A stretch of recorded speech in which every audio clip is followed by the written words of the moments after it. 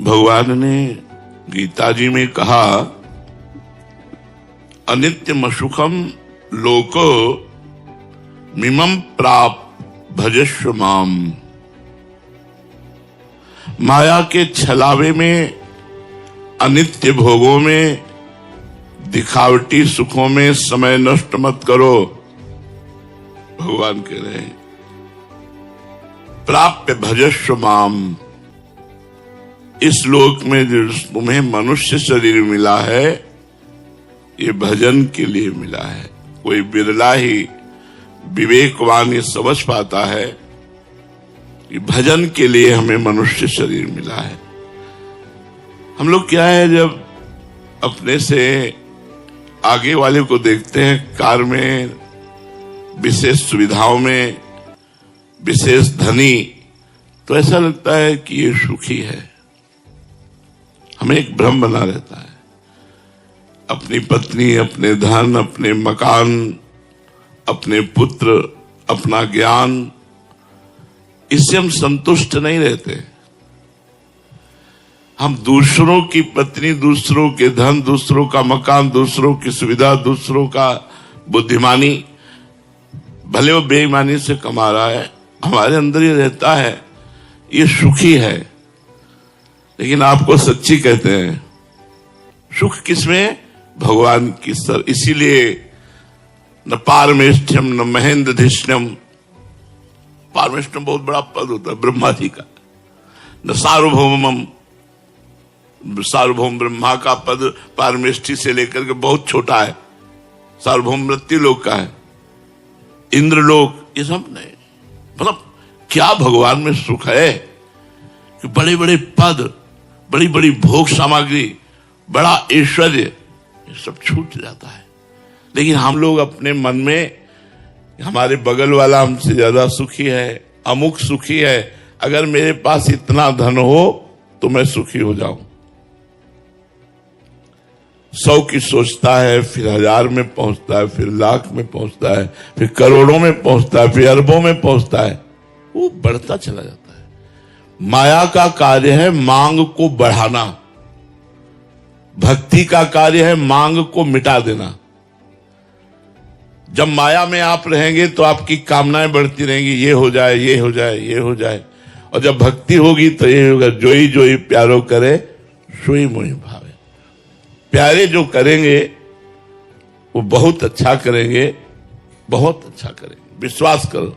भगवान कह रहे अनित्यम सुखम लोको मिमम प्राप्य भजस्व माम। इस संसार में अनित्य सुखों का त्याग करके जो मेरा भजन करते हैं वही परमानंद को प्राप्त होते, भजस्व माम।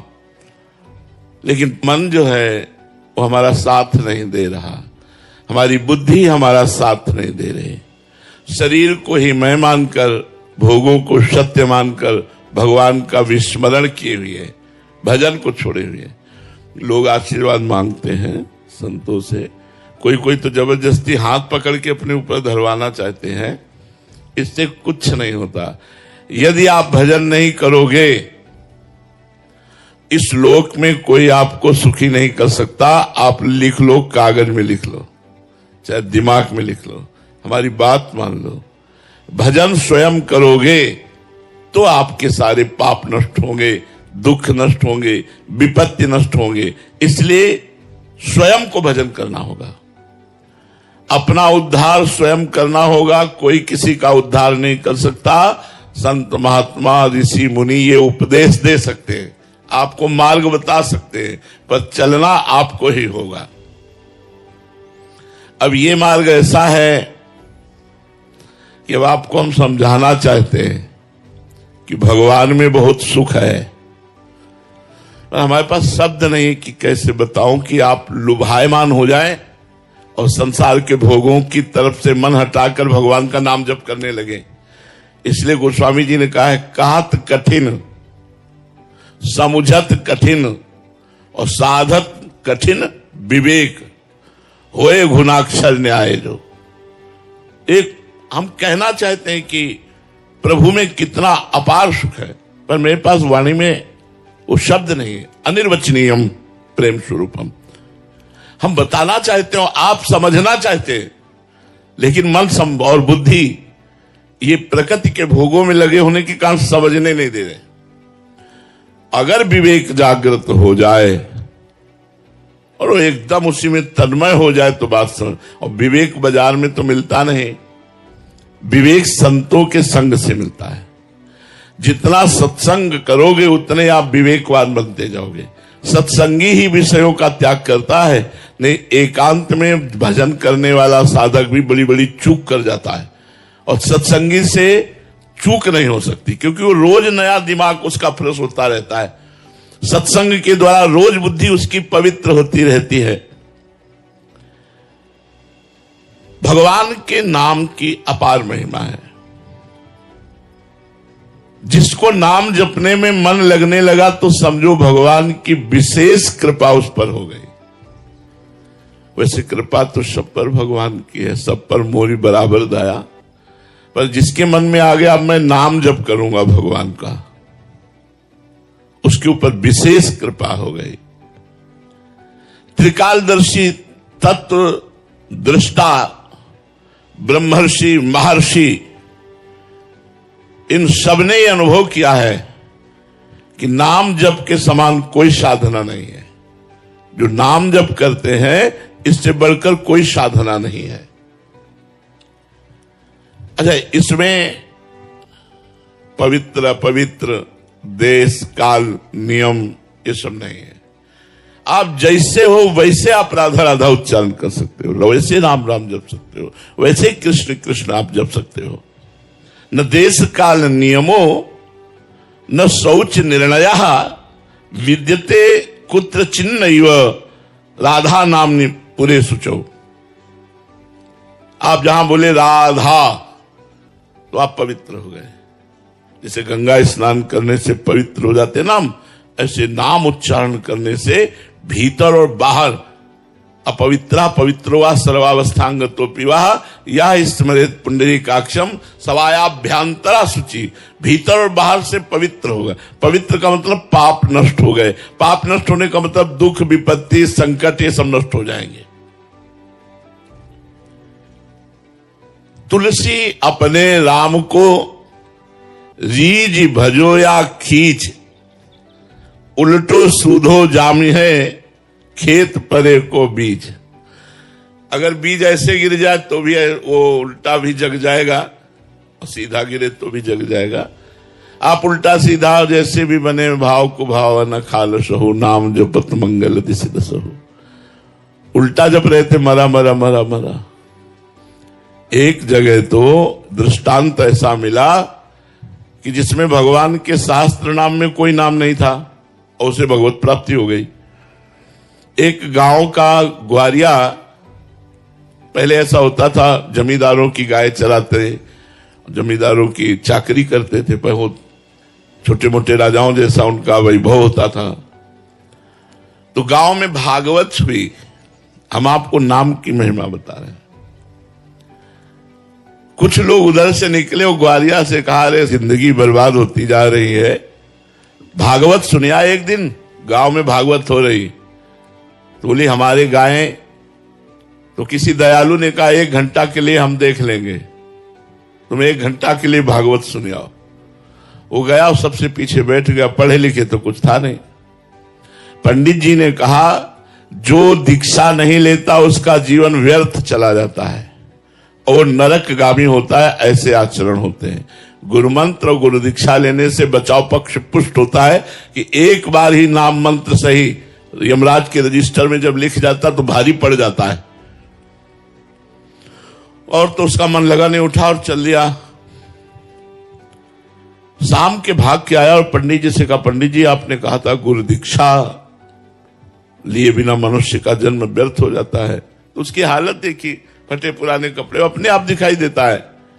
और वो गरीब आदमी गांव का ग्वारिया, कुछ देने लेने वाला चक्कर तो था नहीं। पंडित जी ने कहा कि कल ले लेना। फिर शाम के आया, कहा कल ले लेना। ऐसे 7 दिन भागवत के पूरे हो गए। 8वें दिन पंडित जी, अब रात्रि में खूब भागवत समाप्त हुई तो दही दूध रबड़ी, जब तो सुबह 4 बजे तड़के शौच जा रहे थे, पहले लेटरिन बाथरूम तो होते नहीं थे, बाहर शौच जा रहे थे। उसने सोचा यही अवसर है पंडित जी से मिलने का, दौड़ के गया और कहा पंडित जी गुरु मंत्र दे दो। अरे बोले पागल है, बोले बिना गुरु मंत्र लिए हम ले जाएंगे। अब सोचा अब अच्छा कोई भी सभ्य आदमी किसी के सामने शौच कैसे बैठ सकता है, और वो पीछे लग गया। तो उनका धत गपोत चंद कहीं का, धत गपोत चंद। बोले अच्छा गुरुजी, और लौट गए। उसने समझा यही गुरु मंत्र है, गुरुजी ने दिया। अब जमींदार से कहा आज से हम गुरु मंत्र ले लिए, भजन करेंगे, अब आपकी गाय नहीं चराएंगे, आप भोजन देना या ना देना। घर में नहा धो के बैठ गया, बोला धत गपोचंद, धत गपोचंद। देखो भगवान के नाम की महिमा। अब इसमें कोई नाम नहीं भगवान का, रोज नियम से जपना और रोज हृदय से प्रार्थना करना कि प्रभु मैं तो गंवार हूं, मैं नीच हूं, पाप भी हमसे बने, प्रभु हम पर कृपा करो। तो रुक्मिणी नाथ भगवान द्वारिकाधीश जी रुक्मिणी जी से कहा आज एक भक्त के दर्शन करने जाएंगे, उसको आशीर्वाद देंगे। तो रुक्मिणी जी ने कहा कि हमको भी अवसर मिले आपके भक्त के दर्शन का। बोले बड़ा अजीब भक्त है, अब आप देख लो। तो उनका प्रभु आपके साथ ही चलने का मन है। तो भगवत स्वरूप हटाकर एक धनी मानी का पुरुष का रूप भगवान ने और लक्ष्मी जी ने धारण किया। लक्ष्मी जी हैं रुक्मिणी जी, दोनों भगवान तो सर्वांतर्यामी उसके घर के दरवाजे में खड़े हुए। तो रुक्मिणी जी ने कहा पहले हम दर्शन करेंगे भक्त के।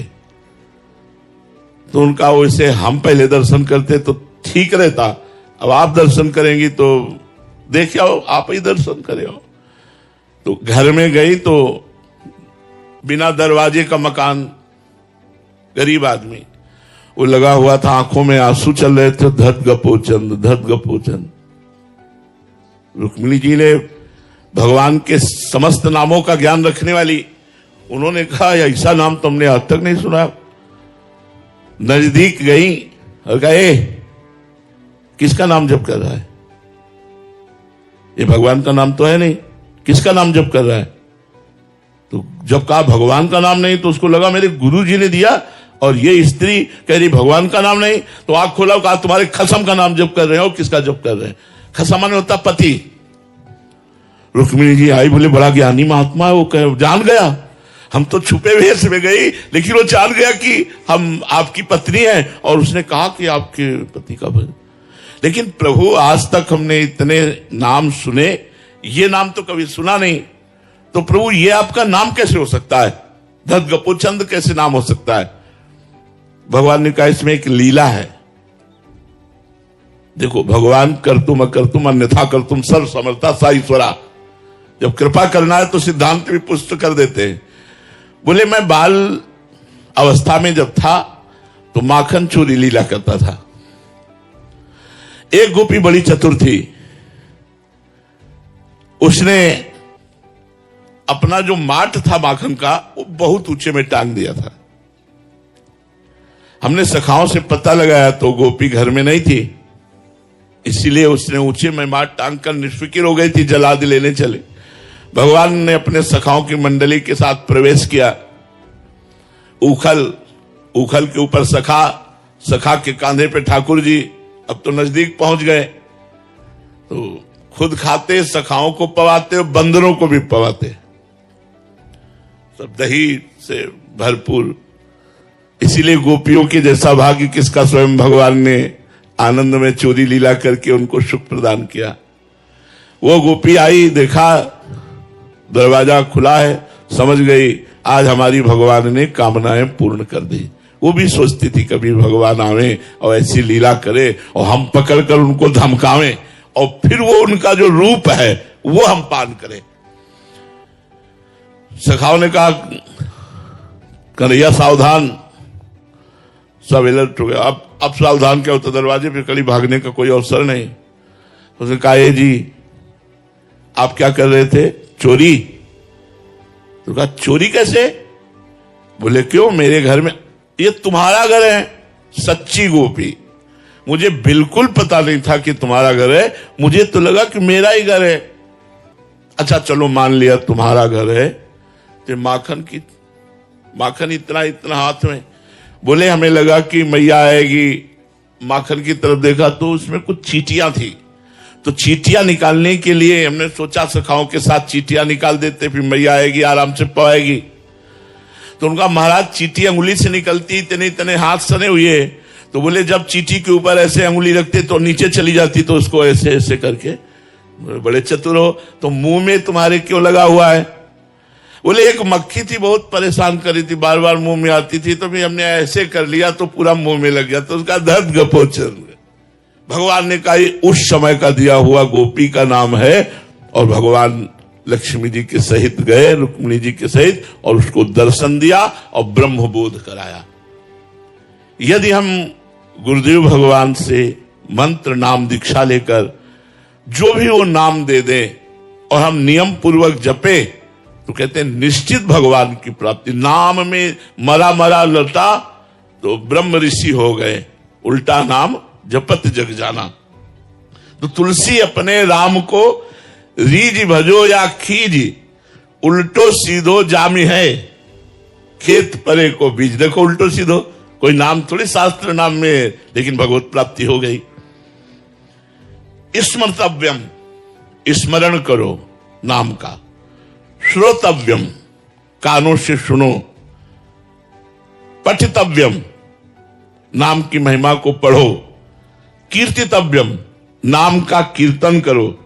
श्रद्धायुक्त होकर के यदि कर लिया तो सारे पापों का नाश होकर इसी जन्म में भगवत प्राप्ति हो जाएगी। नाम का चमत्कार तुम्हें बताए, काशी में जब घाटों पे रहते थे तो नाम ने ही ये भावना पैदा कर दी कि आज महादेव जी मिलेंगे। फिर दिन निकल जाता, आज महादेव जी मिलेंगे। फिर दिन निकल जाता, आज महादेव जी। रोज भावना दृढ़ होती गई और एक दिन नाम ने कृपा कर दी। नाम